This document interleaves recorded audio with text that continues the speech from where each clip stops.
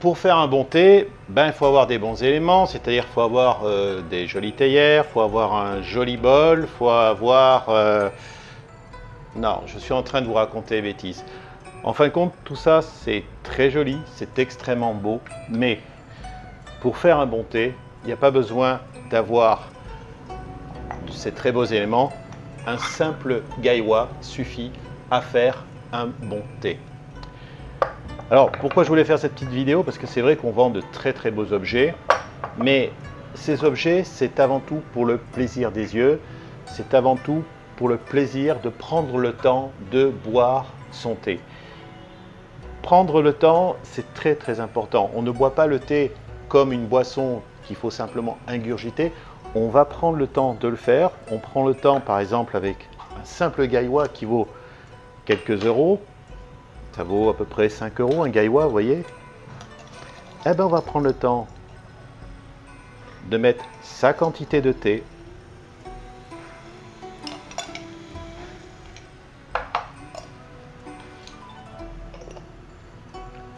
On va prendre le temps de mettre son eau.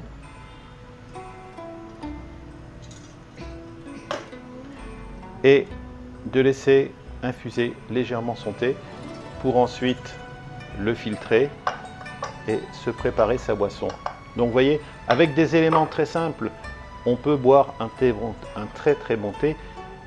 Je dirais que le principal, surtout, c'est d'avoir justement un bon thé. Parce que si vous n'avez pas un bon thé, évidemment, vous pouvez prendre la plus belle théière du monde, vous pouvez prendre les meilleurs objets du monde. Si vous n'avez pas un bon thé, ça ne servira pas à grand chose. Les théières, tout ce que nous proposons sur le site Tea Time Shop, elles vont servir à sublimer effectivement le thé. Les théières également sont très agréables à regarder, ce sont des objets d'art, donc il faut être conscient que ce sont des objets très précieux. Mais ce n'est pas ce qui va vous donner le meilleur thé. Le meilleur thé va être obtenu parce que tout simplement, vous allez mettre à l'intérieur de votre théière ou de votre gaiwa un très bon thé. C'est ça le principal. Le reste des objets, ils sont là pour le plaisir des yeux, pour le plaisir de s'en servir.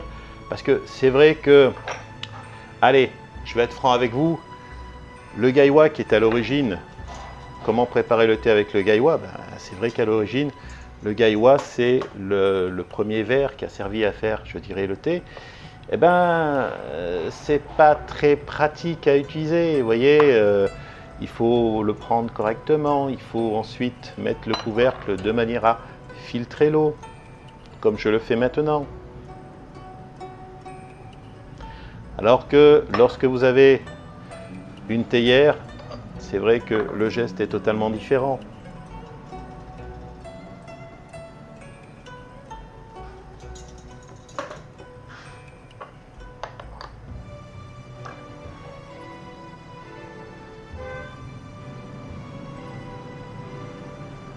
C'est une autre philosophie finalement.